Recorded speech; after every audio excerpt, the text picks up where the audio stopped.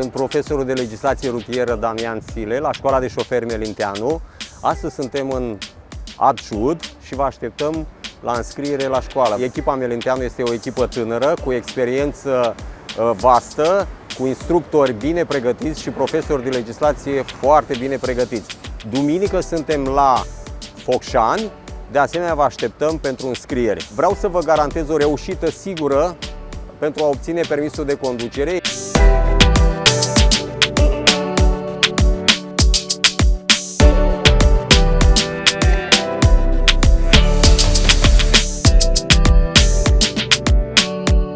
Doamna psiholog? Sunt doamna psiholog, Păi îi cunoaștem eu am într-un făcut fel, nu? Păi da, acum trebuie să mă duc cu buletinul. Băi, O lua băietul, ăla așa, Mitichelul, da.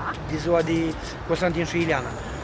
Exact de ziua lui. Bun, sănătate, zi bună. Vrem să devenim Vă găsesc la șoferi. Focșani. Da, mă găsiți acolo, vă aștept cu drag. Școala de șofer a făcut-o aici, la Melinteanu. Și-a Mulțumim. luat examenul din prima, Dacă a fost conștiincioasă și a avut un profesionist care să o învețe, probabil, că a vorbit cu domnul și a felicitat-o, ei plecat în Anglia și acolo a mai făcut vreo 2 săptămâni de condus pe stânga. da, ca să se obișnuiască Da. cu... Și Și e totul bine. e foarte bine. Dacă mai aveți și alte nepoate, așteptăm să le trimiteți la noi.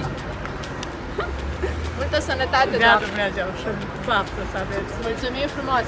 La Melinteanu găsești o echipă de profesioniști acolo, oameni care sunt calmi, liniștiți, care cunosc legislație, învață și legislație și arta de a conduce.